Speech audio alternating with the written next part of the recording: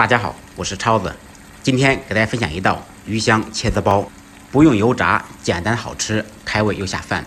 首先准备2个可爱的茄子，先把茄子去头去尾，切成厚一点的薄片，厚度约为1厘米左右。这2个茄子外表看起来很年轻，但是内心却很成熟，成熟一点没有事儿，别太老就行了。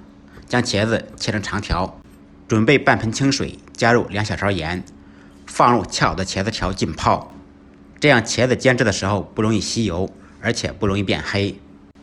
5毛钱的猪肉让老板娘提前绞好，绞成肉馅，最好稍微带一点肥的。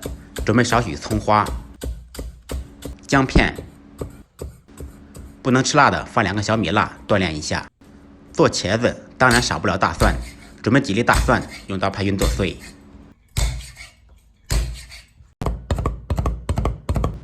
小料全部切好以后放入碗中，然后兑一个料汁，碗中放少许生抽、香醋或者米醋，甩都甩不掉的蚝油，适量的盐，2小勺白糖。这道菜甜口稍微重一点，一点点老抽，加入1勺清水。调料没有精确到克，具体还是要根据个人口味。最爱的粉丝提前用冷水泡软，泡好的茄子用手攥干水分。起锅，锅烧热，放入少许油，煎茄子最好用平底锅。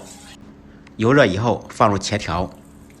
酒店做的话都是拍少许干淀粉直接油炸，但是很多朋友拒绝宽油，我们采用煎的方式，把茄子煎至4面微微发黄。煎的过程中可以加入一点点盐，这样吃的时候茄子更有味道。煎好以后盛出备用。另起锅放少许油，热锅凉油放入肉末，只要锅够热，肉末就不会粘锅。先把肉末炒至变色，如果是用的五花肉，尽量把油炒出来，这样吃着才不腻。放入准备好的小料，继续把小料炒出香味。料酒沿锅边淋入去腥，放入1勺豆瓣酱，不吃辣的可以放黄豆酱。继续开中火把酱炒香，放入煎好的茄子，简单翻炒扒拉1-2下，倒入调好的料汁，在锅中中火咕嘟1分钟左右。最后出锅之前淋入少许水淀粉，水淀粉调得稍微稀一点，使汤汁全部挂在茄子上面。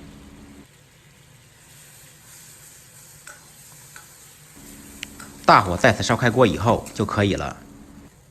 准备1口砂锅，放入心爱的粉丝，放入烧好的茄子，开火把砂锅烧热，一道非常好吃的粉丝茄子包就做好了。